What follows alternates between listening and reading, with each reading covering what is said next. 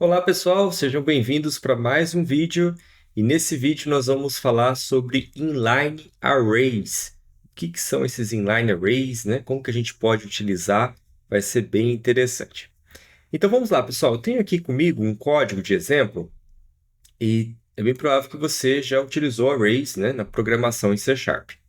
Então, nessa linha aqui 13, eu tenho um array do jeito normal que a gente costuma criar, né? Então, basicamente, a gente fala o tipo, né, que ele vai guardar. Nesse caso aqui, ele vai guardar inteiros, né? Coloco aqui o sinal de colchetes, né, abrindo e fechando, dou um nome para ele e instancio, né, colocando aqui new, né, o tipo dele e entre colchetes, quantas posições, né? Vamos dizer assim, ele vai guardar, né? Qual que é o tamanho desse array? Então, nesse caso aqui, ele vai guardar 5 números inteiros, né? 5 valores, vamos dizer assim, né? De números inteiros, né? Muito bem. Daí a gente pode, né, ir acessando esse array aqui e atribuindo para cada uma das posições, né, um valor que a gente deseja, né? Por exemplo, eu poderia colocar aqui assim, né? A posição 0, né? Lembrando que array, né? Quando a gente está trabalhando aqui com índice, né, pessoal? Embora a gente está falando 5 posições, não começa 1, 2, 3, 4, 5, né? Sempre começa do zero. Então é 0, 1, 2, 3, 4 nesse caso aqui, ok? Então eu poderia colocar aqui, né? Nota de aluno usando 10, na primeira posição aqui, o valor 10. Eu poderia colocar aqui no outro, né, o valor 9, para a posição 1, e assim por diante. Ok? Muito bem. Então, esse aqui, pessoal, é o jeito normal que a gente já faz aí no dia a dia, né? A gente já conhece aí os arrays, certo? Muito bem. Mas, pessoal, foi feito a partir do C Sharp 12, né? Tem uma novidade bem interessante que foi criado, né? Que permite a gente utilizar inline arrays. Então, o que são os inline arrays, né? Basicamente, pessoal, inline array é um array de tamanho fixo, né? Que ele fica dentro de uma struct. Então, ele não foi feito para substituir o array normal que a gente já utiliza, igual esse aqui que a gente mostrou aqui, né? Não é esse o objetivo dele. Mas esse inline array, ele serve para casos mais específicos, onde eu sei exatamente quantas posições eu preciso e eu quero evitar daí, alocações extras na memória, né? Então, esse inline array, ele é utilizado, né, para casos em que a gente precisa de muita performance, né, porque os dados ficam ali guardados diretamente dentro da estrutura, né, em um bloco contínuo de memória, né? Então, para o nosso dia a dia, a gente continua utilizando os arrays normais, igual a gente utiliza aqui, né? Mas se você precisa de um caso bem mais específico, mais performático, né, onde você sabe o tamanho, né, daquele array, um tamanho fixo, então a gente pode utilizar esse inline array, né, que é uma novidade. E eu vou mostrar para vocês como que ele funciona, tá? Então a gente já falou que, né, esse inline array, né, ele é utilizado em structs, né? Então eu tenho aqui, pessoal, olha só, eu tenho aqui uma struct chamada notas aluno, né? E eu tenho aqui dentro dela, né, um campo chamado primeira nota, né, que é a nota do aluno ali, ok? Muito bem. Então, olha só, pessoal. Dentro dessa struct, aqui em cima da struct, eu coloco essa inline array que está dentro desse namespace aqui. Então, a gente precisa colocar esse using também, né? Então, esse inline array, pessoal, é um atributo que eu coloco aqui na minha struct e eu falo assim que essa struct ela vai ser um inline array de 5, ou seja, como se eu estivesse aqui criando um array de 5 posições, né? Então, vai ter aqui o tamanho de 5, ok? Muito bem. Com base nisso, pessoal, eu consigo fazer o que está nesse exemplo aqui da minha program. Olha que legal. Consigo colocar aqui notas aluno, notas igual a default. E agora, aqui eu consigo acessar cada uma dessas 5 posições, também começando do zero, porque é índice, né? De 0 a 4, ou seja, 5 posições, atribuindo para cada uma delas um valor. E depois, né, pessoal, eu consigo, né, acessar essa variável notas aqui, que é da minha struct notas aluno, né? E pegar, né? Ler o valor que eu coloquei em cada uma dessas posições. Então, eu coloquei aqui um for, né? Onde eu posso percorrer essas notas e escrever aqui no meu cancel, né? Cada uma dessas notas para a gente saber. Então, estou só percorrendo aqui. Isso aqui, esse for aqui não muda, né? Se você fosse fazer ali com um array do jeito normal, também seria a mesma coisa. Então, onde está a mudança mesmo, né? Então, lembrando, pessoal, estou usando aqui uma struct e eu coloquei esse atributo inline array passando a posição dele, né? Que nesse caso aqui é 5.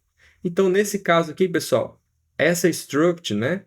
Ela já vai ter aqui esse array de 5 posições, né? Então, é fixo, né? Eu não vou mudar isso no decorrer da jornada dela, né? Ela já está ali definida, né? Por isso que ela serve para casos onde o array já tem um número, uma quantidade de posições definidas, ok?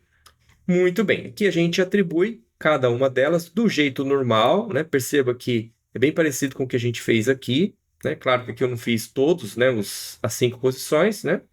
Mas só para vocês entenderem, é a mesma coisa a atribuição, né? Só que aqui, a hora que eu vou utilizar o struct, né? Perceba, eu coloco aqui notas aluno, notas igual default.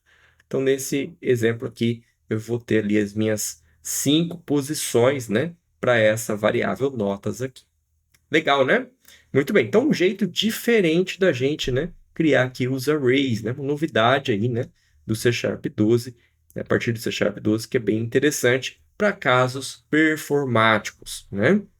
Então, imagina assim, pessoal, casos performáticos, né? Situações mais específicas que a gente vai utilizar isso aqui. Então, não é para substituir o nosso array do dia a dia. Vamos compilar para a gente ver isso aqui funcionando? Vou colocar aqui um breakpoint na linha 12. Então, vamos lá. Vou vir aqui em Inline Arrays, botão direito, Debug, Start New Instance, e vamos ver isso aqui na prática.